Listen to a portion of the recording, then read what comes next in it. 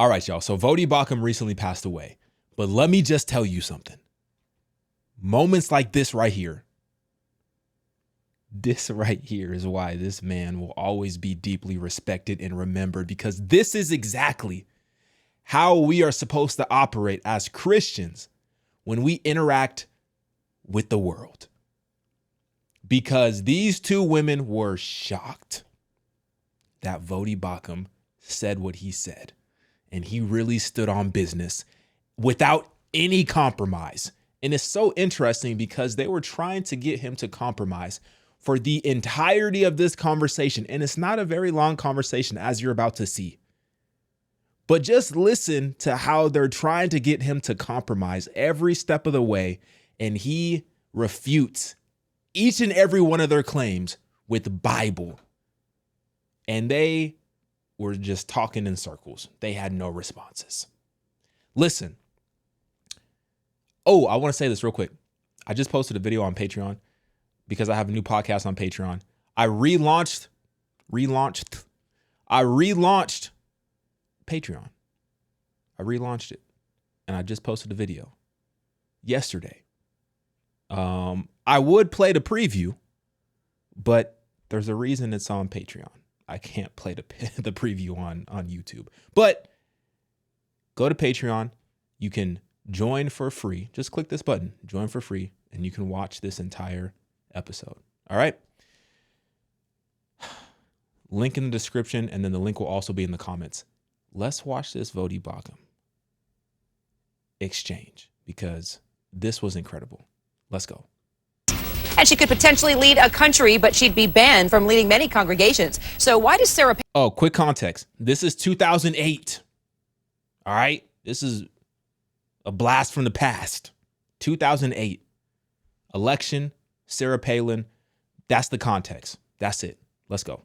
Palin seemed to be winning over so many evangelicals. Let's bring in two people who may have some answers for us. Voddie Baucham is a pastor at Grace Family Baptist Church in Spring, Texas, and Margaret Feinberg is an evangelical speaker who lived in Alaska for 5 years and saw Palin get elected to governor. Good to see you both. Thank you. Thank you for having me. Margaret, let's start with you. I want you both actually to touch on this quickly. Why does her faith matter? Her faith matters because it says a lot about who she is as a person and her outlooks on life and the policies that will come to play in our nation. Reverend Baucham? I agree completely. Political ideology is really an outgrowth of our religious beliefs. You can't separate what a person believes from how a person will govern. So I think it's incredibly important that we know where people stand on religious issues. So, Margaret, why do you think she's winning over these evangelicals that have been so skeptical of McCain? I think on one hand, she's known for her conservative values, and that's translated in her leadership and her time in Alaska. But I think also for younger evangelicals, there is a hunger to see a more exciting ticket. There was kind of a ho-hum factor for McCain, but when Palin came on board, she added the vavoom that was so needed in order to garner the attention and the excitement for young evangelicals. And here's what's interesting, Reverend Baucham, she's winning over church members, church leaders that don't even allow women to preach at the pulpit, yet she could be leading the country. What do you make of that? Well, it's interesting. The bottom line on that is people look at this ticket and their fear is that we will have Barack Obama as our president, that we will be moved toward a socialist agenda, that we would have the most radically pro-abortion candidate ever to run for president to serve in that office. And that is an untenable position for evangelicals. And so they look at this and they're trying to decide this based on what's best for the nation in the here and now, and oftentimes overlooking some of those other issues. Do you think that that's something that, are you saying that shouldn't be overlooked? I mean, do you think that women in evangelical circles where women are not allowed to preach, let's say Palin and McCain do win, and here you have this woman that could possibly be leading the free world, and yet there's evangelicals voting for her that don't even believe that a woman should preach at the pulpit. Could this change the face of how evangelicals believe in the woman's role? I don't think it'll change the way evangelicals believe about women's roles. I think it has sparked a discussion. And quite frankly, feminism has gained a foothold in many evangelical churches. Do you think that's a good thing? No, I don't. Not at all. Why not? Well, because we're about the gospel. The culture doesn't dictate truth. The gospel dictates truth. My job is not to be a political pundit or political activist. My job is to be a pastor and proclaim the truth of the gospel as clearly as I possibly can. Well, wait a minute. What about the Old Testament and the prophet Deborah? I mean, she was a political leader. She was a wife. She was a mother. She was one of the biggest forces in the book of Judges. So that's the gospel right there. She certainly was. And the fact that something happened doesn't mean that it's normative for the church. In Isaiah chapter 3, for example, one of the signs that a culture is under judgment is that women are in leadership in their nations. So Deborah was actually a sign that things were very bad in Israel, not a norm for the church. Margaret, I'm curious to see what you think about this and what the Reverend's saying. I think that that's a fair perspective, Voddie, but I think we also need to look at Ephesians 5, which describes, it's saying that husbands are to lay down their lives for their wives, just as Jesus Christ laid down his life for the church. And in the same way, I think Todd has done an incredible job opening up the opportunity for Palin to use the gifts and the talents and the passions that she has been given in order to make a difference in her community and possibly in our nation and world on a significant political landscape and effect. Margaret, is the Reverend sounding a little sexist, or is it just me?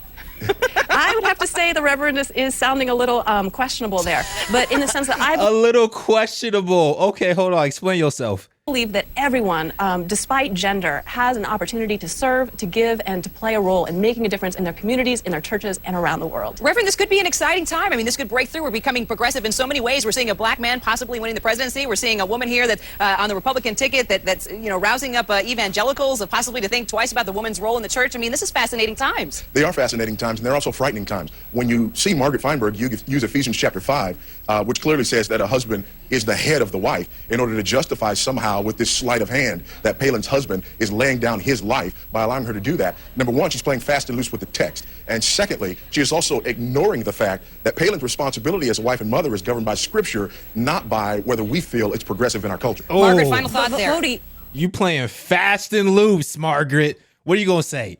I believe that's a narrow interpretation and a boxy interpretation of the text, as well as the role of women, who in today's working families, many families in the United States need both the man and the wife in order to work outside of the home, in order to support the family, and to put that kind of burden on the family, whereby a woman must stay at home. I just don't think that translates into many working class families today. You know, my job is not to translate into working class families. My job is to be honest with the text. And the text says in Titus chapter 2 and verse 5, a woman is to be the keeper of her home. Now, I will not violate the teaching of the text in order to somehow sound more appropriate for the culture. I am a herald of the truth of the gospel, and my job is to teach the gospel according to what the authors have said, not according to what I think the culture wants to hear.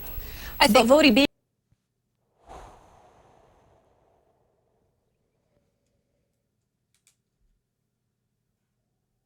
Hold on. We're going to finish, but we're going to have to come back to that statement. a keeper of the home can be translated in so many different ways. And that means that if a woman happens to be the breadwinner, shouldn't they have the opportunity to step out and take care of their family in that way? Listen. All right, what about the text that says the man and the woman should submit to one another? I think I'm just going to leave it right there, folks. And I'm going to be studying the Bible tonight, and I promise to bring you two back, especially as we see this go forward and seeing how evangelicals vote. Thank you. Listen. What's her name? I forget her name. I think it's Kyra Phillips. She wanted no parts of that anymore. She said, hold on, this dude really know his Bible. I need to cut this segment right now, and I need to go study because he gonna make us look stupid up here. Listen, 6 minutes and 3 seconds. Can we go back to that for a second? Let's go right here. According to what the authors have said, not according to what violate the teaching of the text in order to somehow sound more appropriate for the culture. I am a herald of the truth of the gospel, and my job is to teach the gospel according to what the authors have said, not according to what I think the culture wants to hear. My job is to teach the gospel according to what the authors have said, not according to what I think culture wants to hear. It's statements like that. It's exchanges like this. It's conversations. And listen, was it confrontational? Yes. Was it true and correct and loving? Yes. The fact that she sat here and her response to the conversation that they were having about women in the pulpit, right? Because what Kyra was trying to say was like, hey, there's evangelicals who believe that women can't be pastors in churches, but yet they're considering voting for a woman to lead the United States, right? And she gonna sit up here and say, husbands supposed to lay down their life like Christ laid down the church. Excuse me, what? And she really thought that she was speaking contextually and was being biblically sound in her use of that specific passage. I'm very glad that he called her out.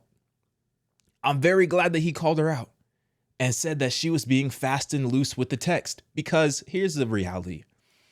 Here's the reality of the situation. We all have to be prepared to defend the gospel, because there's a lot of people in this world who know a little bit of Bible and they'll use it in whatever way fits their agenda, fits their feelings. And they regurgitate these verses out of context, and they actually think they're doing something. And we have to be prepared as believers, as Bible believing believers, we have to be prepared to stand in the fire, much like Voddie. I mean, this is a 2v1. You got to be prepared to stand in the fire and deliver your points biblically in a calm, loving fashion. And that's exactly what he said, without any compromise. That was beautiful. Oh, by the way, on live television. And that's why Kyra was like, yo, we got to get up out of here, because, you know, we can't be having these people actually believe in the Bible now. So we got to end this segment. Hey, that was beautiful. That really got me excited. I kid you not. I was in here watching this video because I was trying to figure out, like, okay, what am I going to watch right now?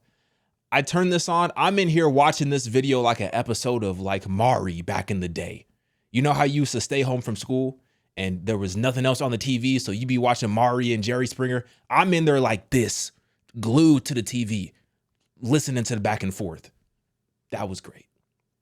That was beautiful. Head to Patreon. Link is in the description. Also pinned in the comments. I want to know what you guys think. Like I said, you don't have to be an actual member to watch this video. This video is free to the entire community. So all you got to do is just join the community. You don't have to put your credit card in or nothing like that.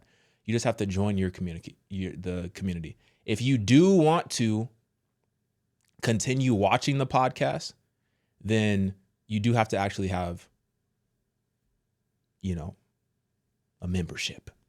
You got to be one of the real ones. All right. You got to be one of the real ones. But the first episode is for the entire community. All right. Anywho, let me know what y'all think. Get in my comments, like this video. I'm out, y'all.